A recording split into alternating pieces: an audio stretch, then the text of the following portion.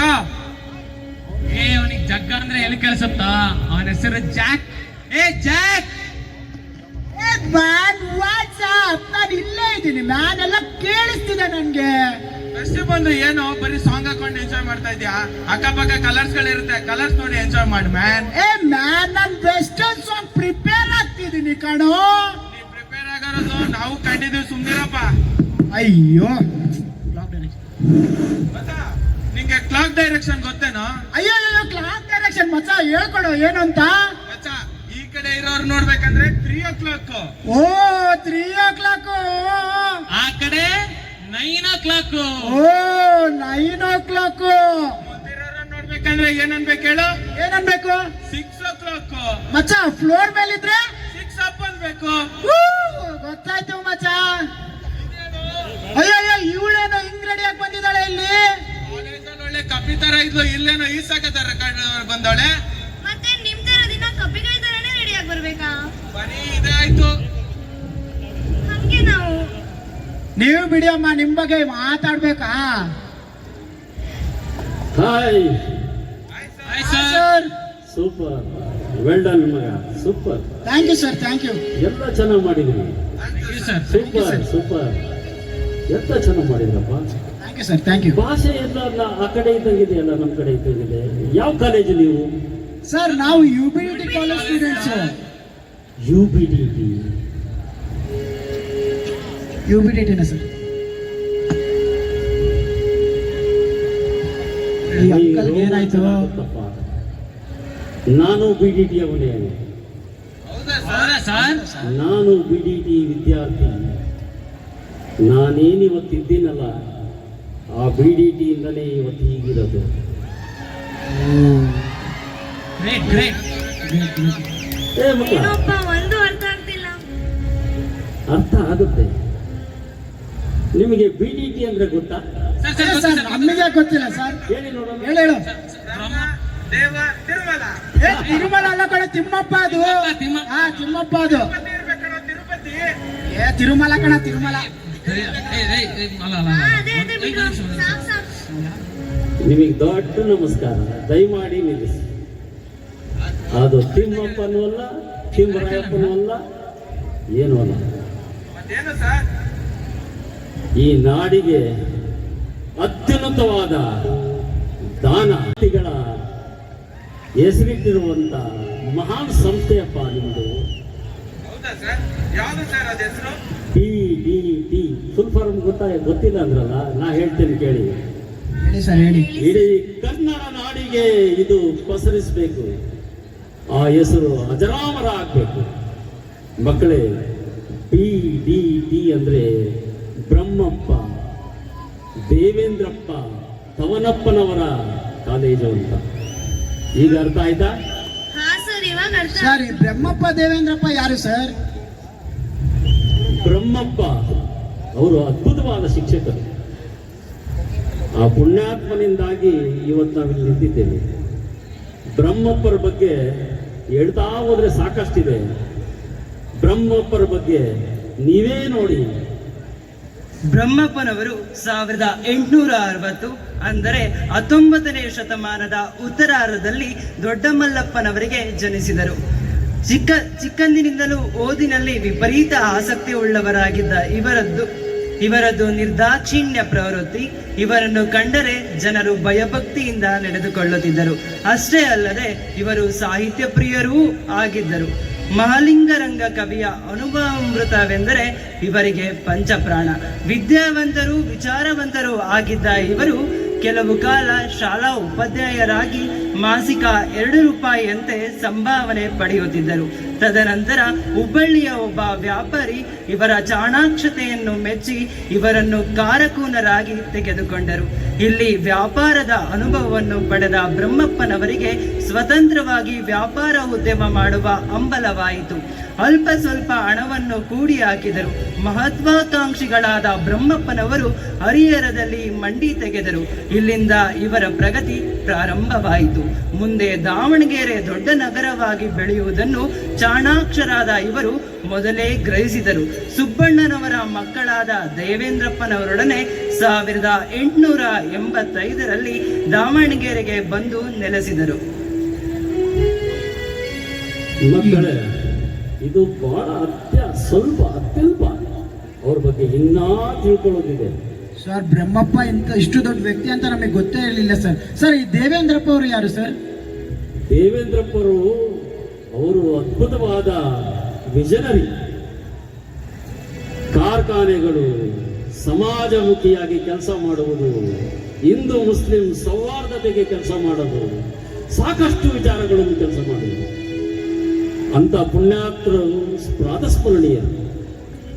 ದೇವೇಂದ್ರಪ್ಪನವರು ನಮ್ಮ ಬ್ರಹ್ಮಪ್ಪನವರ ಸೋದರರ ಮಗ. ನಿಮ್ಮ ಭಾಷೆಯಲ್ಲಿ ಹೇಳ್ತಾರಲ್ಲ ಕಕ್ಕ, ನಮ್ಮ ಕಕ್ಕರಿ, ನಮ್ಮ ಚಿಕ್ಕಪ್ಪರಿ ಅಂತ. ಹಾಗೆ ಅದರ ಸಂಬಂಧ ಅದ್ಭುತವಾದ ಸಂಬಂಧ. ಅವರೇ ದೇವೇಂದ್ರಪ್ಪನವರು. ಅವರ ಬಗ್ಗೆ ನೀವೇ ಕೇಳಿ. ಬ್ರಹ್ಮಪ್ಪನವರ ಸೋದರರಾದ ಸುಬ್ಬಣ್ಣನವರ ಪುತ್ರನೇ ದೇವೇಂದ್ರಪ್ಪನವರು. ಇವರು 1880ರಲ್ಲಿ ಜನಿಸಿದ ಭದ್ರಚೇತನರು. ದೇವೇಂದ್ರಪ್ಪನವರು ಸಾಮಾಜಿಕ ಸೇವಾ ಸುದಂಗಕರು. ಸಾರ್ವಜನಿಕರಲ್ಲಿ ಇವರು ಪ್ರಭಾವಶಾಲಿಗಳಾಗಿದ್ದರು. ಎಷ್ಟೋ ವರ್ಷ ಇವರು ಗೌರವ ಮೆಜಿಸ್ಟ್ರೇಟ್ ಕೂಡ ಆಗಿದ್ದರು. 1928-29ರಲ್ಲಿ ದಾವಣಗೆರೆಯನ್ನು ನಡಗಿಸಿದ ಹಿಂದೂ ಮುಸ್ಲಿಂ ಗಲಾಟೆಯಲ್ಲಿ ದೇವೇಂದ್ರಪ್ಪನವರು ಶಾಂತಿ ಸಮಿತಿ ರಚಿಸಿ ಮತೀಯ ಕಲಹ ಜ್ವಾಲಾಮುಖಿಯನ್ನು ತಹಬದಿಗೆ ತರದೆ ಹೋಗಿದ್ದರೆ ಊರಿಗೆ ಊರೇ ನಾಶವಾಗುತ್ತಿತ್ತು. ಅಷ್ಟೇ ಅಲ್ಲದೆ 1905ರಲ್ಲಿ ಬ್ರಹ್ಮಪ್ಪನವರು ದೇವೇಂದ್ರಪ್ಪನವರನ್ನು ಕಲೆತು ಕೈಗಾರಿಕಾ ವಿಸ್ತರಣೆ ಪಣತೊಟ್ಟು ಬಿನ್ನಿಂಗ್ ಫ್ಯಾಕ್ಟರಿ ಹಾಕಿ ಊರಿನ ಬಡಬಗ್ಗಲರಿಗೆ ಕೆಲಸ ಒದಗಿಸಿದರು. ಬೊಂಬಾಯಿ, ಅಹಮದಾಬಾದ್, ಮದ್ರಾಸ್, ಬೆಂಗಳೂರು ಈ ಸ್ಥಳಗಳಲ್ಲಿ ಮಿಲ್ ಬಟ್ಟೆ ಏಜೆನ್ಸಿ ಪಡೆದು ವ್ಯಾಪಾರವನ್ನು ವಿಸ್ತರಿಸಿದರು. 1918ರಲ್ಲಿ ಇವರಿಬ್ಬರು ಪಟ್ಯಾಲೋಚನೆ ಮಾಡಿ ದಾವಣಗೆರೆಯಲ್ಲಿ ಎಣ್ಣೆ ಮಿಲ್ಲು ಹಾಕಿದರು. ಹಳೆ ಮೈಸೂರು ಪ್ರಾಂತ್ಯದಲ್ಲಿ ಎಣ್ಣೆ ಮಿಲ್ಲು ಹಾಕಿದರಲ್ಲಿ ಇವರೇ ಮೊದಲಿಗರು. ಎಣ್ಣೆಯನ್ನು ಭಾರತದ ಮೂಲೆ ಮೂಲೆಗೂ ಕಳುಹಿಸುವುದರ ಜೊತೆಗೆ ವಿದೇಶಕ್ಕೂ ಕಳುಹಿಸುತ್ತಿದ್ದರು. ಕೇಳಿದಿರ ಮಕ್ಕಳೇ? ಇದು ಸ್ವಲ್ಪ ಮಾತ್ರ. ಈ ಪುಣ್ಯಾತ್ಮರ ಬಗ್ಗೆ ಎಷ್ಟು ಮಾತಾಡಿದ್ರು ಕಮ್ಮಿ. ಸರ್, ಇವರಿಗೂ ನಮ್ಮ ಕಾಲೇಜಿಗೆ ಏನ್ ಸಂಬಂಧ ಸರ್? ಎಂತ ಮಾತಾಡೋದು? ಕೋಗಿಲೆಗೂ ಮಾವಿನ ಮರಕ್ಕೂ ಏನ್ ಸಂಬಂಧ ಅಂತ ಕೇಳಿ. ಅದು ಪ್ರಕೃತಿದತ್ತವಾಗಿ ಬರ್ತದಪ್ಪ. ಆ ಪ್ರೀತಿ, ವಿಶ್ವಾಸ, ಸಮಾಜಮುಖಿ ಕೆಲಸ, ಸಮಾಜಕ್ಕೆ ಏನಾದ್ರೂ ಕೊಡಬೇಕನ್ನೋ ಒಂದು ತುಡಿತ ಆ ಪುಣ್ಯಾತ್ಮರಿಗಲ್ದು ಇನ್ಯಾರಿಗೆ ಬರ್ತದಪ್ಪ. ಅದಕ್ಕೊಂದು ವಿಶೇಷವಾದ ಇನ್ಸಿಡೆಂಟ್ ಇದೆ, ಹೇಳ್ತೀನಿ ನಿಮಗೆ, ನೀವೇ ಕೇಳಿ.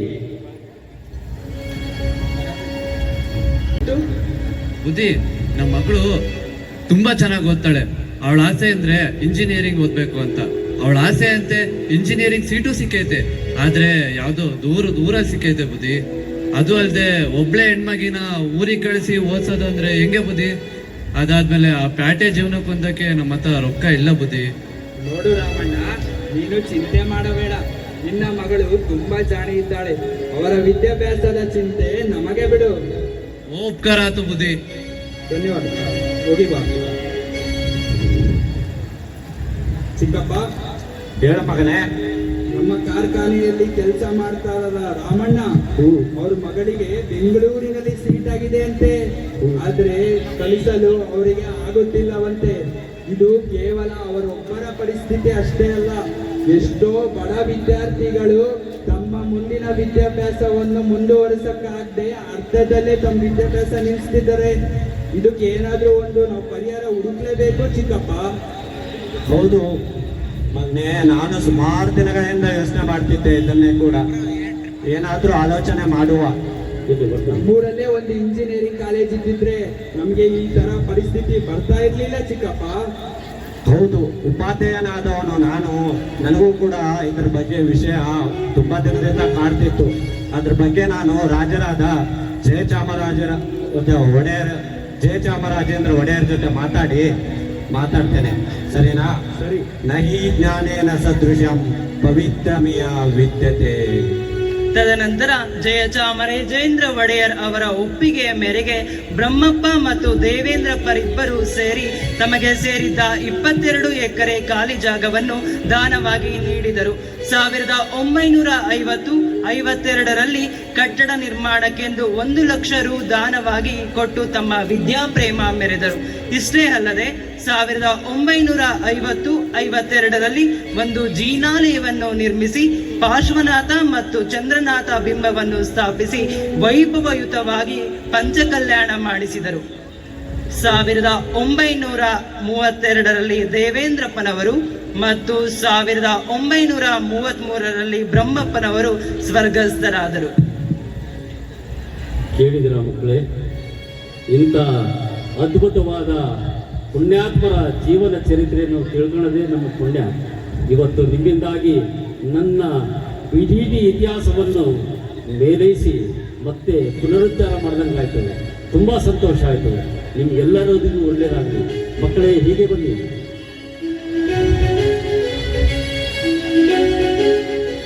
ಹೀಗೆ ಬನ್ನಿ.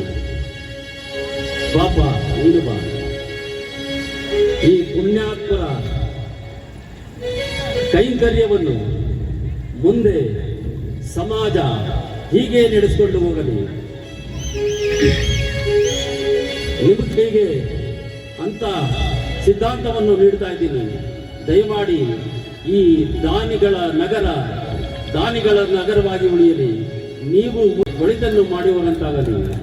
ಸಗಮ ಗಮನ ಮದನಿ ಗನಿಸ ಸಾನಿ ಗನಿ ಗಮ ಗಮ ಸಾಧನಿ ದಸ ನೀ ಮದ ಮದಿ ಸದ ಮಾದನಿ ಸಮದ ಸಾಧನಿ ದಸ ನೀ ಮದ ಮದಿ ಸದ ಮಾದನಿ ಸಮದ ಸಮದ ಇಂದು ನಾವು ನೀವು ಸೇರಿರುವುದು ಆ ಮಹಾದಾನಿಗಳಿಂದ. UBT ಎಂದರೆ ಬರೀ ಕಾಲೇಜ್ ಅಲ್ಲ, ನಮ್ಮೆಲ್ಲರ ಭಾವದ ಇಂಪಾದ ಸ್ವರ. ಇದು ಮುಗ್ಧ ಪೋಷಕರ ಕನಸಿನ ಹೆಮ್ಮರ. ಇದು ಎಷ್ಟೋ ಬಡ ವಿದ್ಯಾರ್ಥಿಗಳಿಗೆ ಜ್ಞಾನ ಕೊಟ್ಟ ಸುಜ್ಞಾನದ ಸಾಗರ. Thank you.